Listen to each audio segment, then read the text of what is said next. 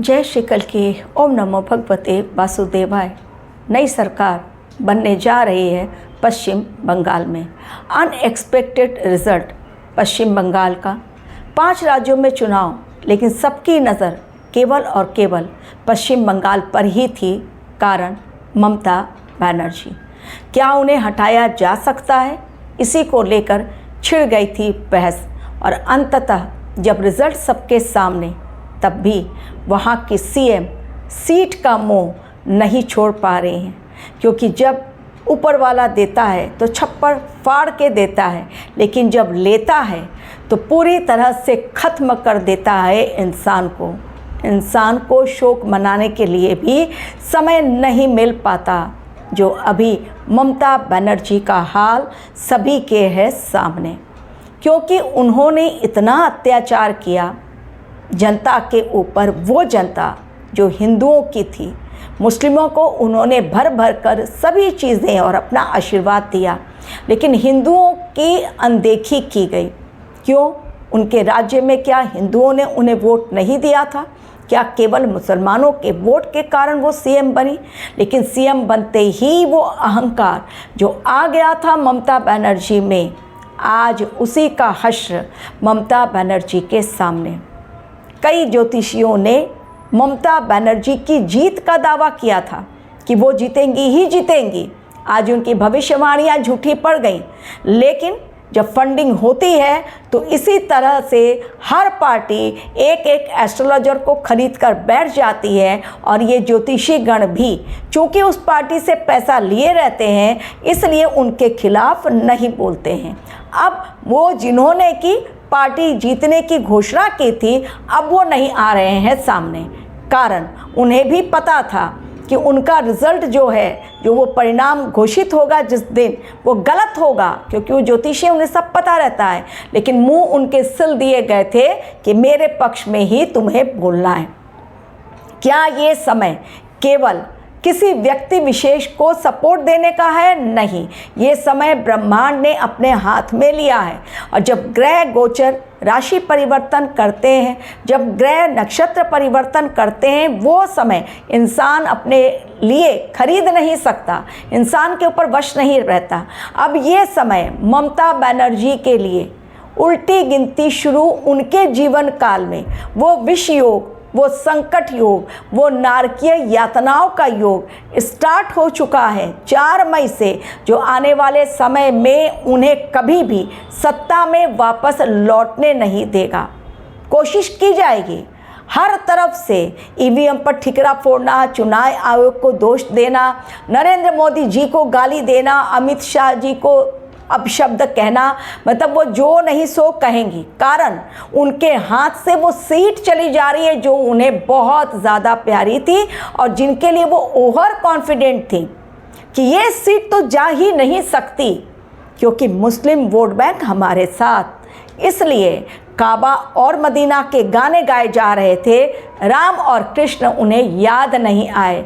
और जब राम और कृष्ण की अनदेखी होती है तो इतिहास गवाह है कि महाभारत का युद्ध जब हुआ, तब कृष्ण ने याद दिलाया कि उनकी ताकत क्या है। कौरवों ने भी उनकी ताकत को नहीं समझा, लेकिन वो पांडव जिन्होंने कृष्ण को समझ लिया, जीत गए। भले ही नारायणी सेना कौरवों को दे दी गई। तो राम और कृष्ण की भूमि, रविन्द्रनाथ टैगोर की भूमि, रामकृष्ण परमहंस की भूमि, ये चैतन्य महाप्रभु की भूमि, आप यहाँ पर बैठकर काबा मदीना के गुणगान गा रहे हैं। आपको एक बार भी याद नहीं आया भोलेनाथ कह दूँ, जय श्री राम कह दूँ, राधे कृष्ण कह दूँ? जो कहते हैं उनको पीटा जाता है। तो ये बुरे कर्म अब नारकीय यातनाएं झेलने के लिए हो जाए तैयार, तड़प रही हैं और कह रही हैं कि नहीं छोड़ूंगी। उन्हें भी पता है हर हाल में उन्हें इस्तीफा देना पड़ेगा। 7 तारीख 7 मई वो तारीख जब विधानसभा का अंतिम दिन, ममता काल का अंतिम दिन, खत्म राजपाट, खत्म उनकी बोली और खत्म उनके तेवर। जब वो मीडिया के सामने आई, उनके तेवर देखिए, उनकी तलखी देखिए, उनके बोलने का लहजा देखिए। एक हारा हुआ राजा किस प्रकार बात करता है। अब आपको ग्रहों के माध्यम से बताती हूँ कि किस प्रकार से और क्यों ये हाल हुआ। मैंने एक बार कर्मों के हिसाब से बताया। 2026 जो चल रहा है उसके राजा कौन है? सूर्यदेव। सूर्यदेव जब राजा होते हैं तो राजनीतिक उथल पुथल होती है, पहली बात। दूसरी बात, शनिदेव कहाँ बैठे हैं? मीन राशि में। और मीन राशि किसकी है? गुरुदेव बृहस्पति। और गुरुदेव बृहस्पति अतिचारी हैं। डेफिनेटली शनिदेव न्याय करेंगे। कौन सा न्याय?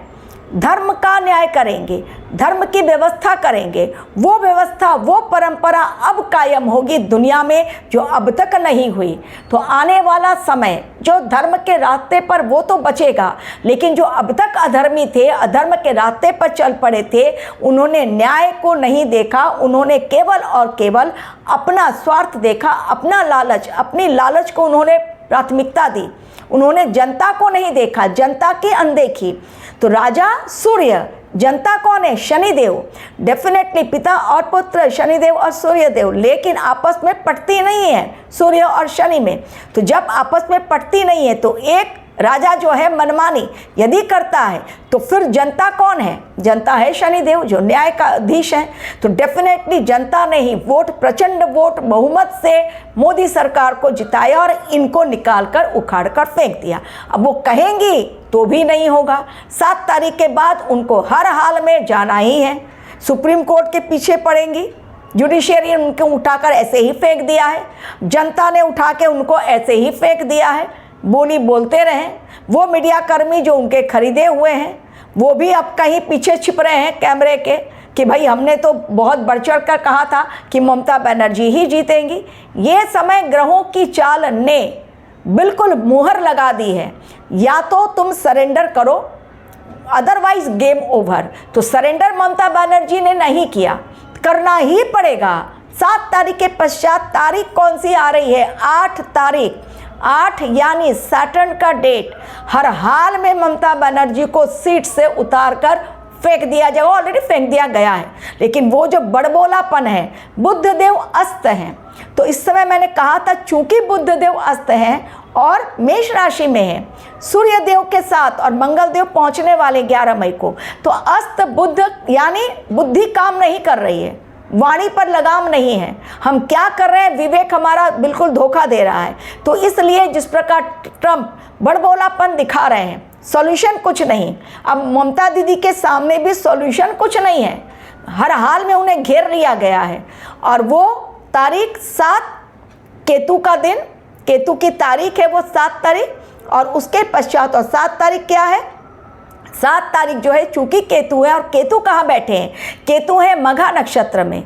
और केतु चूंकि मघा नक्षत्र में है, डेफिनेटली वो इस समय क्लींसिंग प्रोसेस कर रहे हैं, क्लीन कर रहे हैं। पृथ्वी जब तक क्लीन नहीं होगी, असुरों का खात्मा नहीं, कट्टरपंथियों का खात्मा नहीं, अधर्मियों का खात्मा नहीं, तब तक असंतोष, अस्थिरता खत्म नहीं होगी। और जब तक ये खत्म नहीं होगी तब तक शांति युग की स्थापना नहीं हो सकती। इसलिए टाटा बाय बाय ममता दीदी के लिए 7 की रात, आखिरी रात 8 तारीख। वो चाहें या ना चाहें, हर हाल में विधानसभा भंग, तो फिर कहाँ रहा उनका अधिकार और क्या है उनके कर्तव्य। अब जो फाइलें खुलेंगी उनमें उनके जेल जाने का योग कारण। बहुत बड़े बड़े घोटाले किए, टीचर घोटाला किया, इतने सारे टीचर रास्ते सड़कों पर, असंख्य टीचर बेचारे रोने लगे, उनसे पैसे लिए गए। एक और घोटाला उन्होंने किया, बहुत सारे घोटाले फाइलों पर लगा दे जा रहे थे वो टीएमसी वाले आग। लेकिन वहाँ के चीफ सेक्रेटरी बंगाल की इमीडिएटली उन्होंने आदेश पारित किया कि एक भी फाइल ऑफिस से बाहर ना निकलने पाए। अब वो फाइलें खुलेंगी और देखते जाइए ममता बनर्जी किस प्रकार केवल तिलमिलाएंगी, कर नहीं पाएंगी कुछ। Thank you very much for watching my video.